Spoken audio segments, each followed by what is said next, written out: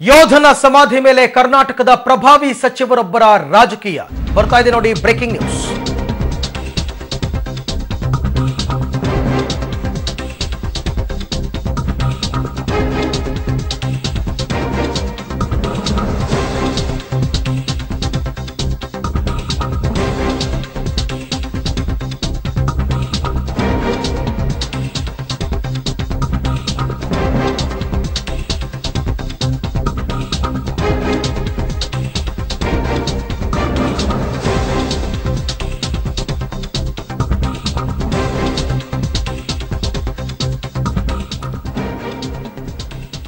ಇದು ರಾಜ್ಯದ ಜನತೆಯೇ ತಲೆ ತಗ್ಗಿಸುವಂತಹ ವಿಚಾರ.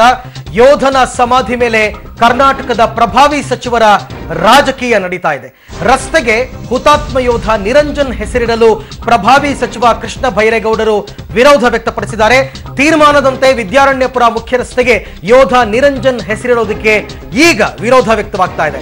ಯೋಧ ನಿರಂಜನ್ ಬದಲಿಗೆ ಪೇಟಾ ಸಿದ್ದಪ್ಪ ಅನ್ನೋ ಸ್ವಾತಂತ್ರ್ಯ ಯೋಧನ ಹೆಸರಿಡೋದಕ್ಕೆ ಬಿಬಿಎಂಪಿಗೆ ಸಚಿವರು ಪತ್ರ ಬರೆದಿದ್ದಾರೆ. ಅಸಲಿಗೆ ಪೇಟಾ ಸಿದ್ದಪ್ಪ ಅನ್ನೋ ಯೋಧರೇ ಇಲ್ಲ ಅಂತ ಸ್ವಾತಂತ್ರ್ಯ ಹೋರಾಟಗಾರ ದೊರೆಸ್ವಾಮಿ ಹೇಳ್ತಾ ಇದ್ದಾರೆ.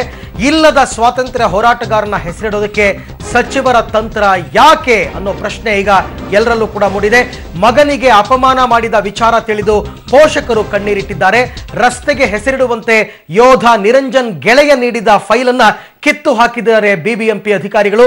ಸರ್ಕಾರದ ನಿರ್ಲಕ್ಷ್ಯಕ್ಕೆ ಬೇಸರವಾಗಿ ಕಣ್ಣೀರು ಹಾಕಿದ್ದಾರೆ ಸ್ನೇಹಿತ ಶಶಾಂಕ್. ಓಕೆ, ಈ ಬಗ್ಗೆ ಮಾತಾಡೋದಕ್ಕೆ ನಿರಂಜನ್ ಅವರ ಸ್ನೇಹಿತ ಶಶಾಂಕ್ ಅವರೇ ನಮ್ಮ ಜೊತೆ ನೇರ ಸಂಪರ್ಕದಲ್ಲಿದ್ದಾರೆ. ಶಶಾಂಕ್ ನಮಸ್ಕಾರ. ನನ್ನ ಧ್ವನಿ ನಿಮಗೆ ಕೇಳ್ತಾ ಇದ್ರೆ ಆ ರಸ್ತೆಗೆ ನಿರಂಜನ್ ಅವರ ಹೆಸರಿಡಬೇಕು ಅಂತಕ್ಕಂಥ ತೀರ್ಮಾನ ಯಾವಾಗಾಯ್ತು? ಬಿಬಿಎಂಪಿ ಅವರ ಉತ್ತರ ಏನಿತ್ತು ಅದಕ್ಕೋಸ್ಕರ? ಸರ್, ಇದು 2016 ಆಗಿದ್ದು. 2016 ಜನವರಿಯಲ್ಲಿ ಲೆಫ್ಟಿನೆಂಟ್ ಕರ್ನಲ್ ನಿರಂಜನ್ ಹುತಾತ್ಮರಾಗ್ತಾರೆ. ಹುತಾತ್ಮರಾದಾಗ ನಿರಂಜನ್ ಪಾರ್ಥಿವ ಶರೀರ ಮುಂದೆ ಇಡೀ ರಾಜ್ಯ ಸರ್ಕಾರ ಬರ್ತಾರೆ ಸರ್. ಬಂದು ಅವ್ರು ಹೇಳ್ತಾರೆ, ಒಂದು ರಸ್ತೆಗೆ ಹೆಸರನ್ನ ಇಡ್ತೀವಿ, ಇಲ್ಲ ಒಂದು ಫ್ಲೈಓವರ್ ಹೆಸರನ್ನ ಇಡ್ತೀವಿ ಅಂತ ಆನ್ ರೆಕಾರ್ಡ್ ನ್ಯಾಷನಲ್ ಮೀಡಿಯಾ ಮುಂದೆ ಎಲ್ಲ ಹೇಳ್ತಾರೆ. ಹೇಳಿ ಈಗ ಸರಿಸುಮಾರು 1.5-2 ವರ್ಷ ಆಗ್ತಿದೆ.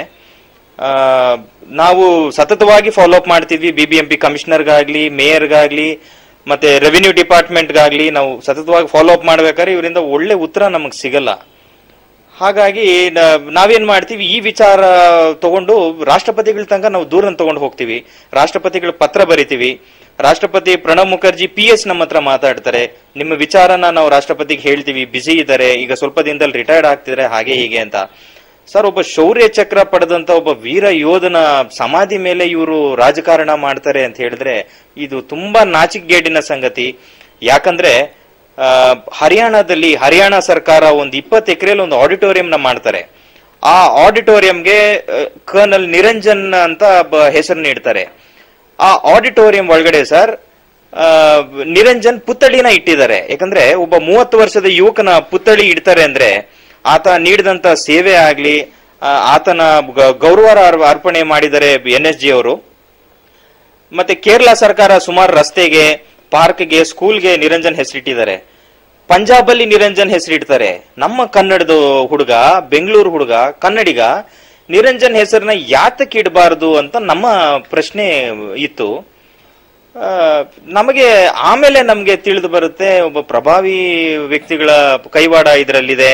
ಅವರು ಒಂದು ಯಾವುದೇ ಕಾರಣಕ್ಕೂ ಈತನ ಹೆಸರು ಇಡಬಾರದು ಅಂತ ಒಂದು ವ್ಯಕ್ತಿ, ಒಬ್ಬ ಯೋಧನಿಗೆ ಇವರು ವಿರುದ್ಧವಾಗಿ ಇವ್ರು ಮಾತಾಡ್ತಾರೆ ಅಂದ್ರೆ ನಾವು ಕೇಳೋದು, ತಾವು ಆರ್ಮಿ ಪರವಾಗಿದ್ದೀರಾ ಇಲ್ಲ ಒಂದು ಪಕ್ಷದ ಪರವಾಗಿದ್ದೀರಾ ಅಂತ ನಾನು ಕೇಳಲಿಕ್ಕೆ ಬಯಸ್ತೀನಿ ಸರ್. ಓಕೆ, ಈಗ ಶಶಾಂಕ್ ಮತ್ತೊಂದು ವಿಚಾರ, ನೀವು ಏನು ಪದೇ ಪದೇ ಅದನ್ನ ಫಾಲೋ ಅಪ್ ಮಾಡ್ಕೊಂಡು ಬಿಬಿಎಂಪಿಗೆ ಹೋಗ್ತೀರಾ ಫೈಲ್ ತಗೊಂಡು. ಆ ಬಿಬಿಎಂಪಿನಲ್ಲಿ ನಿಮಗೆ ರಿಯಾಕ್ಷನ್ ಆರಂಭದಲ್ಲಿ ಹೆಸರಿಡಬೇಕು ಅಂತ ಇತ್ತು ನಿಜ. ಕೃಷ್ಣ ಬೈರೇಗೌಡರು ಪತ್ರ ಬರೆದ ನಂತರ ಬಿಬಿಎಂಪಿನಲ್ಲಿ ನಿಮ್ಮ ಫೈಲ್ಗೆ ಯಾವ ರೀತಿ ರಿಯಾಕ್ಷನ್ ಇತ್ತು? ನೀವು ಹೋದಾಗ ನಿಮ್ಮನ್ನು ಹೇಗೆ ನಡೆಸ್ಕೊತಾ ಇದ್ರು ಅವರು? ಸರ್, ಬಿಬಿಎಂಪಿಗೆ ನಾನು ಒಂದೊಂದ್ಸರಿ ಬೆಳಿಗ್ಗೆ ಹೋಗಿ ಕೂರ್ತಿದ್ದೆ 10 ಗಂಟೆಗೆ.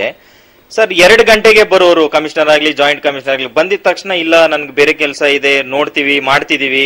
ಓ ಹೌದಾ, ನಿರಂಜನ್ ವಿಚಾರನ ಅದು ಇದಾಗ್ಲೇ ಆಗಿರ್ಬೇಕಲ್ವಾ ಅಂತ ಅವ್ರು ಎಷ್ಟು ಕಿಲಾಡಿತನದಿಂದ ನಮ್ಗೆ ಉತ್ತರ ಕೊಡ್ತಿದ್ರಂದ್ರೆ, ಹೀಗೆ ಒಂದು 6 ತಿಂಗಳು 8 ತಿಂಗಳು ಕಾಲ ತಳ್ಕೊಂಡು ಬಂದ್ರು.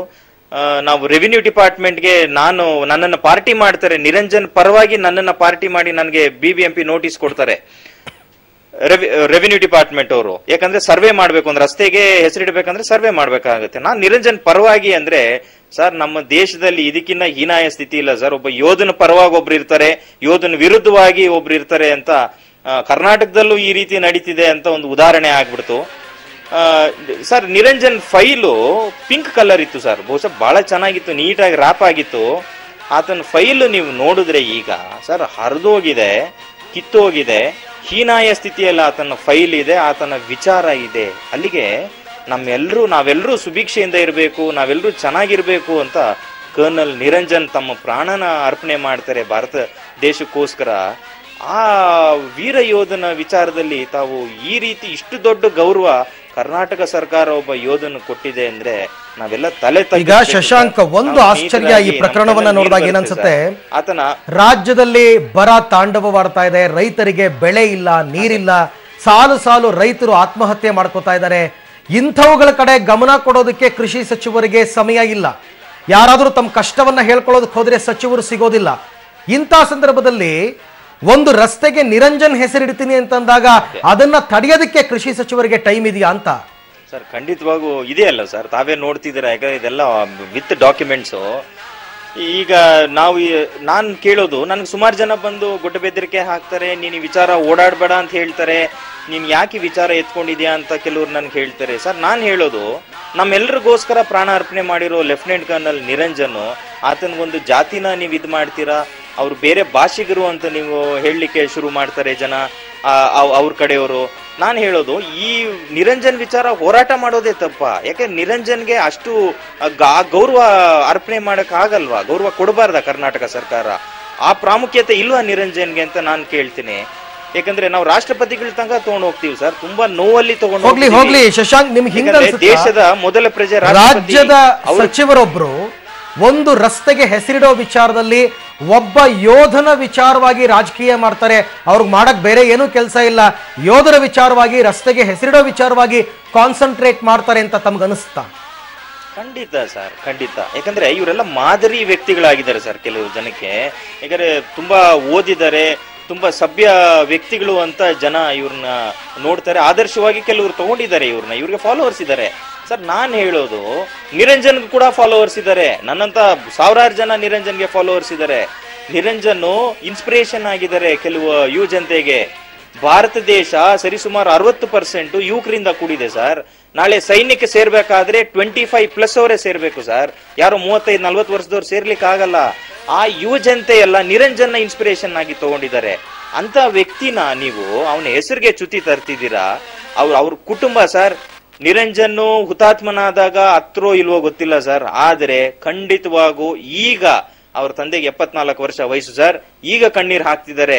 ಏನ್ ಈ ರೀತಿ ನಡೀತಿದೆ, ನನ್ನ ಮಗನ ಹೆಸರಲ್ಲಿ ಇವ್ರು ರಾಜಕೀಯ ಮಾಡ್ತಿದಾರಲ್ಲ ಅಂತ. ಹೋಗ್ಲಿ ಶಶಾಂಕ್, ಈ ಪ್ರಕರಣದ ಒಳಹೊಕ್ಕು ಹೋಗ್ತೀರಾ ನೀವು, ಸಾಕಷ್ಟು ಪ್ರಯತ್ನ ಪಡ್ತೀರಾ, ರಾಷ್ಟ್ರಪತಿ ತನಕ ಹೋಗ್ತೀರಾ. ಇಷ್ಟೆಲ್ಲ ಮಾಡಿದಾಗ ಈಗ ಆ ರಸ್ತೆಗೆ ಪೇಟಾ ಸಿದ್ದಪ್ಪ ಅನ್ನೋರ್ ಹೆಸರನ್ನ ಏನ್ ಇಡಬೇಕು ಅಂತ ಸಚಿವ ಕೃಷ್ಣ ಬೈರೇಗೌಡರು ಶಿಫಾರಸ್ ಮಾಡ್ತಾರಲ್ಲ, ಈ ಪೇಟಾ ಸಿದ್ದಪ್ಪ ಅನ್ನೋರು ಯಾರು ಅಂತ ತಮಗೇನಾದ್ರು ಗೊತ್ತಾಯ್ತಾ? ಸರ್ ಅವರು ಅಲ್ಲಿನ ಸ್ಥಳೀಕರಾಗಿರ್ತಾರೆ.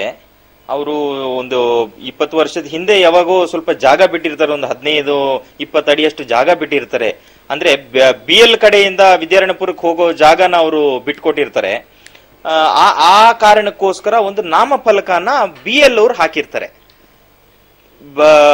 ಒಂದು ತಿರುವು ಅಂತ ಒಂದು ಹೆಸರನ್ನ ಹಾಕಿರ್ತಾರೆ. ಅವ್ರು ಹೇಳೋದೇನು, ಇಲ್ಲ ಪೂರ್ತಿ ಆ ರಸ್ತೆಗೇನೆ ಹೆಸರು ಇಟ್ಬಿಟ್ಟಿದ್ರು ಆ ಕಾಲದಲ್ಲೇ, ಸೊ ಹಾಗಾಗಿ ಕಂಟಿನ್ಯೂ ಮಾಡ್ತಿದೀವಿ ಅಂತ ಪ್ರಭಾವಿ ಸಚಿವರು, ಬೆಂಗಳೂರು ನಗರ ಉಸ್ತುವಾರಿ ಸಚಿವರುಗಳು ಇವ್ರು ಹೇಳ್ತಿದ್ದಾರೆ. ಇವ್ರಿಗೆ ಅಷ್ಟು ಗೊತ್ತಾಗ್ತಿಲ್ವಾ ಸರ್? ಯಾಕಂದ್ರೆ ನಗರಸಭೆ ಇತ್ತು ಇದಕ್ ಮುಂಚೆ, ನಗರಸಭೆಯಲ್ಲಿ ಯಾವುದೇ ಕಡತ ಇಲ್ಲ.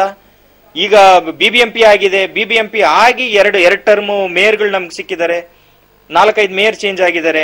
ಈಗ ಇವ್ರಿಗೆ ನೆನಪಾಗ್ತಿದೆಯಾ ಸರ್ ಆ ರಸ್ತೆಗೆ ಒಬ್ಬರು ವ್ಯಕ್ತಿ ಹೆಸರಿರುತ್ತೆ ಅಂತ? ಸರ್ ಇನ್ನೊಂದೇನಂದ್ರೆ 2016 ಮೇಯರು ಕೌನ್ಸಿಲ್ ಅಲ್ಲಿ ಪಾಸ್ ಆಗಿರುತ್ತೆ ಈ ವಿಚಾರ. ಕೌನ್ಸಿಲ್ ಅಲ್ಲಿ ಪಾಸ್ ಆಗಿ ರೆವಿನ್ಯೂ ಡಿಪಾರ್ಟ್ಮೆಂಟ್ ಸರ್ವೆ ಮಾಡಿ ಸರ್ವಾಂಗೀಣ ಮತಗಳಿಂದ ಆಯ್ಕೆ ಆಗಿದೆ ಅಂತ ಹೇಳಿ ರೆಸೊಲ್ಯೂಷನ್ ಹೊಡಿಸಿ, ಟಿಪ್ಪಣಿ ಹೊಡಿಸಿ, ಪೇಪರ್ ಅಡ್ವರ್ಟೈಸ್ಮೆಂಟ್ ಕೊಟ್ಟು ಮೀಡಿಯಾದಲ್ಲಿ ಅಡ್ವರ್ಟೈಸ್ಮೆಂಟ್ ಸರ್ಕಾರಕ್ಕೆ. ನಿಜ, ಈ ವಿಚಾರಗಳನ್ನ ಗಮನಕ್ಕಿಟ್ಟಾಗ ಯಾಕಾದ್ರೂ ಸೈನ್ಯಕ್ಕೆ ಸೇರಬೇಕು ಅಂತ ಯುವ ಜನತೆಗೆ ಅನ್ಸೋದು ಸಹಜ. ಆದರೂ ಕೂಡ ತಾವು ಹೋರಾಟ ಮಾಡ್ತಾ ಇದ್ದೀರಾ. ನೋಡೋಣ, ಈ ಹೋರಾಟವನ್ನು ಒಂದು ತಾರ್ಕಿಕ ಅಂತ್ಯಕ್ಕೆ ತಗೊಂಡು ಬನ್ನಿ. ಇದರಲ್ಲಿ ಏನಾದರೂ ನಿಜಕ್ಕೂ ರಾಜಕೀಯ ಆಗಿದ್ದೇ ಆದರೆ ಖಂಡಿತವಾಗಿ ಸಚಿವರಿಗೆ ಈ ವಿಚಾರವಾಗಿ ಪ್ರಶ್ನೆಗಳು ಹೋಗೇ ಹೋಗುತ್ತೆ. ಅದಕ್ಕೆ ಉತ್ತರ ಕೊಡಬೇಕಾದ ಜವಾಬ್ದಾರಿ ಕೂಡ ಅವ್ರದ್ದೇ ಆಗಿರುತ್ತೆ.